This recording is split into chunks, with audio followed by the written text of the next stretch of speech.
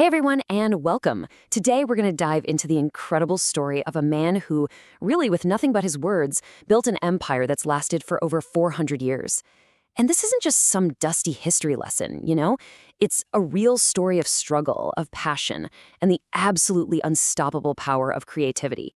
So, this is the big question, isn't it? The question at the heart of his entire life. I mean, he wasn't born into some rich or powerful family. He didn't go to a fancy university.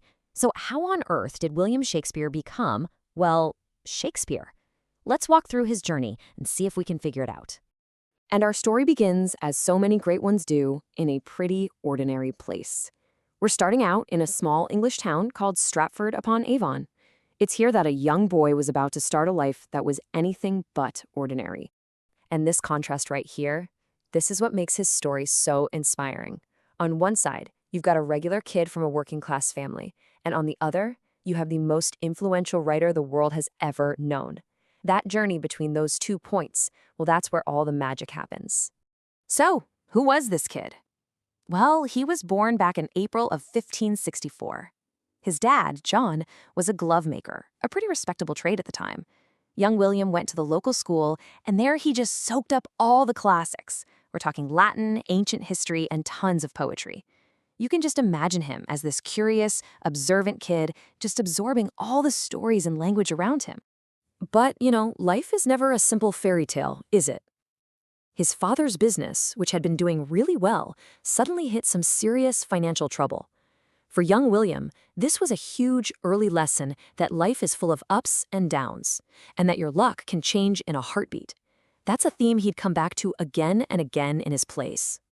Okay, so after this period of difficulty, Shakespeare enters this phase of his life that is, well, almost a complete mystery to historians. These are what's famously known as the lost years. Before he vanishes from all the records, his life just accelerates like crazy. At just 18 years old, he marries Anne Hathaway, who is 26 and already pregnant. By the time he's 21, he's a father of 3.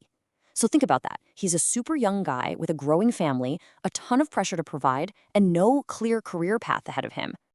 And then, poof, starting in 1585, he's just gone. For 7 whole years, there are no official records of him anywhere. So what happened? Did he become a school teacher? Maybe join a group of traveling actors?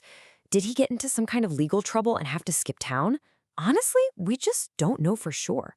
But what we do know is that when he finally pops up again in 1592, he's in London, and he's ready to take on the world. And this is where the quiet boy from Stratford steps onto the biggest stage you can imagine, the loud, chaotic, and super competitive world of London theater. But London didn't exactly roll out the red carpet. A rival playwright, a guy named Robert Greene, publicly insulted him, calling him an upstart crow. He was basically calling him a nobody, a poser who was trying to steal ideas from his betters. It just goes to show you he was seen as an outsider who had to fight for his spot. So how did Shakespeare respond? Not with insults. Oh no. His response was an absolute flood of brilliant work. He proved all those critics wrong with total masterpieces like Romeo and Juliet and A Midsummer Night's Dream, not to mention some hugely popular poems. His talent was just undeniable. Then, just as he was hitting his stride, bam! Disaster strikes. A deadly plague outbreak forces every single theater in London to shut down. His career could have been over right there. But what did he do? He pivoted. He shifted his focus to writing these long narrative poems, and they became so incredibly successful that they made him rich and famous in a whole new way. Talk about resilience. All this success, all this hard work, it set the stage for the absolute peak of his career. This is where he went from just being a popular writer to a full-blown national icon, grabbing the highest honors you could possibly get. I mean, just think about that transformation for a second. The boy who was once a glove maker's son had now reached the absolute pinnacle of his profession. He'd become the king's playwright. The transformation was complete. And in 1599, he and his acting company took this massive risk and built their very own theater, the legendary Globe. Now, this wasn't just a building. This was a statement. It was a physical home for his words, a kingdom he built for himself. And it became the stage for his greatest tragedies, like Hamlet, Macbeth, and Othello. Then, in 1603, came the ultimate seal of approval. The new king, King James I, loved Shakespeare's work so much that he gave his company royal patronage, officially renaming them the King's Men. They were now the official performers for the royal court. You couldn't get any higher than that. He had truly made it. So, having achieved pretty much everything he could possibly dream of, Shakespeare entered the final chapter of his life. He returned home to Stratford and began to secure a legacy that would, well, make him immortal. And even when he was planning for his own death, his words held this immense power. He wrote his own epitaph. It's both a blessing and a curse, designed to make sure his final resting place would never, ever be disturbed. And you know what?